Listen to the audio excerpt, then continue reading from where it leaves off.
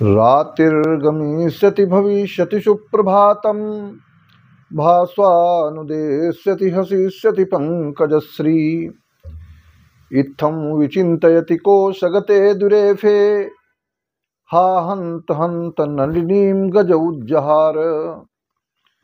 मैं हूं आचार्य रमाकांत मिश्र।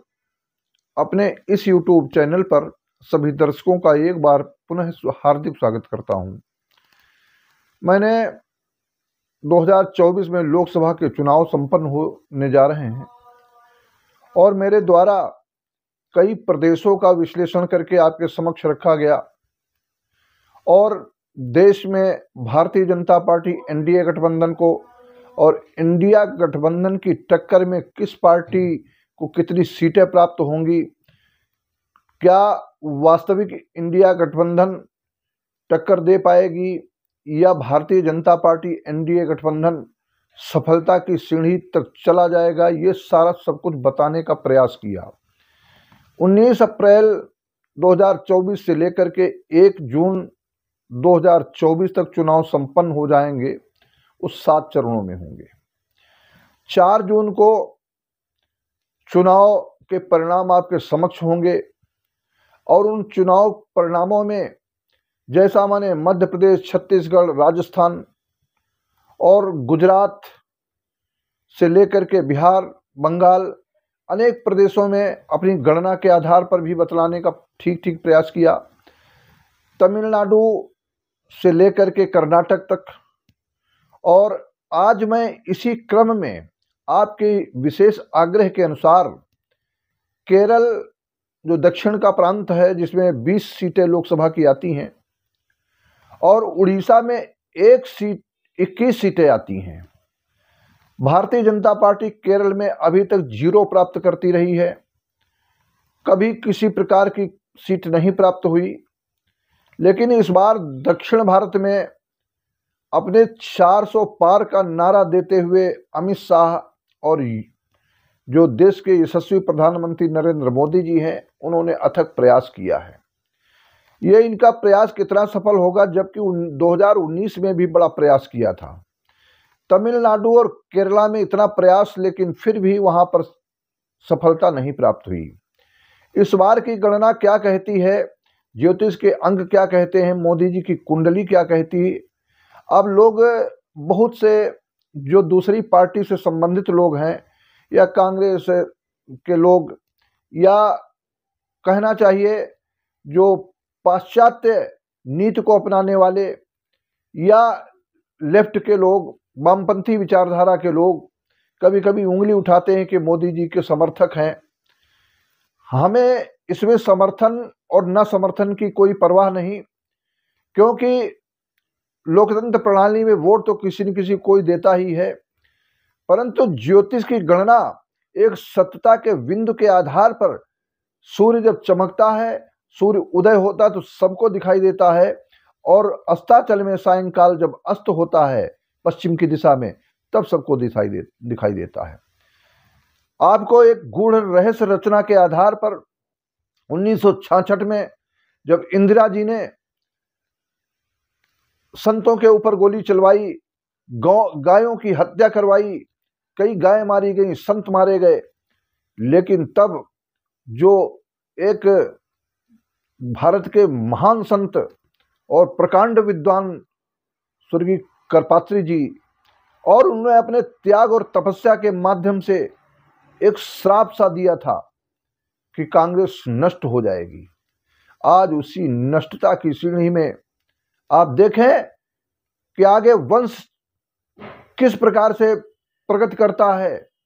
अब मैं इतना तो नहीं कहूँगा, लेकिन ये अधूरा सा सपना कांग्रेस अभी जो लेकर के आई है, ये बहुत अपने प्रयासों के माध्यम से आगे बढ़ना चाहते हैं, लेकिन अब उनके कितने प्रयास सफल होते हैं, क्योंकि यादृशी भावना यस्य और सिद्धिर भवेत्तादृशी। मकर राशि पे शनि गोचर कर रहा है, कुंभ राशि में शनि गोचर कर रहा है, 2 राशियां का राशि शनि है। वर्तमान समय में कुंभ राशि में शनि संचरण कर रहा है, न्यायाधीश है और सत्ता का संचालक है, आयु का कर्ता है। शनि जब देता है तब ढेरों के ढेर देता है, और जब कभी लेता है तो चमड़ी उधेल लेता है। इसलिए त्यागियों, तपस्वियों, साधुओं, महात्माओं, संतों, ब्राह्मणों का शास्त्र में कहा गया है कि अभिवादनशील से नित्यम वर्धोपसेविनः चत्वारि तस्य वर्धन्ते आयुर्विद्या सोबलम।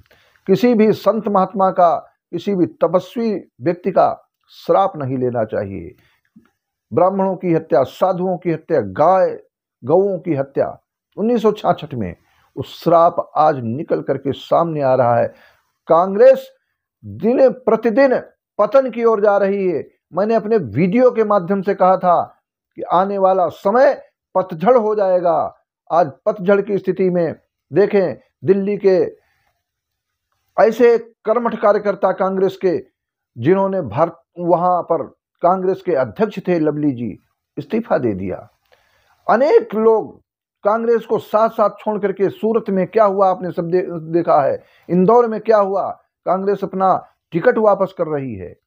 ये सब स्थितियां क्या है, बस उसी का प्रताप है। परंतु मैं किसी को इन शब्दों से न कह करके जो वस्तुतः सत्य है, उस सत्य गणना के आधार पर कहता हूं, इस बार भारतीय जनता पार्टी आ रही है और तीसरी बार मोदी जी शपथ ग्रहण करेंगे और प्रबल बहुमत के साथ में शपथ ग्रहण करेंगे। लेकिन आज उड़ीसा में 21 सीटें हैं। 21 सीटों के आधार पर भारतीय जनता पार्टी को जब 14 का चुनाव हुआ तो इन्हीं गिनी सीटें प्राप्त हुई, और उसके बाद में फिर 8 सीटें प्राप्त हुई 2019 में। इस बार 12 सीटें तक प्राप्त होने का योग है। 1 सीट आगे पीछे हो सकती है। ऐसी गणना, ऐसे सूत्र हैं। ये मैं बाद में बताऊंगा कि 1 सीट को मैंने आगे पीछे इसलिए लिया है कि मात्र 0.1% की स्थिति ऐसी है जो कि कुछ आगे पीछे कर सकती है। अर्थात 12 सीटें लोकसभा की उड़ीसा में प्राप्त होने जा रही हैं। और रही बात केरला की, तो सुन लीजिए, मैं ज्योतिष के बिंदुओं के आधार पर अपनी गणना और साधना के माध्यम से आपके समक्ष कहता हूं कि केरल में खाता खुल रहा है। 3 से 5 सीटें भारतीय जनता पार्टी एनडीए गठबंधन को प्राप्त होने जा रही हैं। केरल में भी खाता खुलेगा और उड़ीसा तो सफलता की ओर चल पड़ा है। इसलिए ये सारी चीजें आप नोट करके रखें। प्रभु की इच्छा से, भगवती पराम्बा जगदम्बा महाशक्ति की कृपा से मैं 4 तारीख को परिणाम हम भी देखेंगे। आप सबसे मैंने एक अपना आकलन दिया है, ज्योतिष की गणना बताई है, और यह है परब्रह्म परमेश्वर कोई नहीं होता। परंतु आपके समक्ष कहता हूं, जिस प्रकार से मैंने छत्तीसगढ़ से लेकर के राजस्थान तक, मध्य प्रदेश से गुजरात, अनेक प्रांतों में जो सत्यवाणी के आधार पर 100% सत्य कहा, उसी प्रकार से घटनाएं आगे भी घटित होने जा रही हैं। आप देखें, एनडीए गठबंधन, यशस्वी प्रधानमंत्री नरेंद्र मोदी शपथ ग्रहण करेंगे। बहुत बहुत धन्यवाद। आप सबसे फिर एक बार मेरा निवेदन है, हमारे इस वीडियो को शेयर करें और अधिक से अधिक संख्या में ले जाने के लिए और अधिक से अधिक देखने के लिए हमारे इस चैनल को सब्सक्राइब करते रहें। बहुत बहुत धन्यवाद।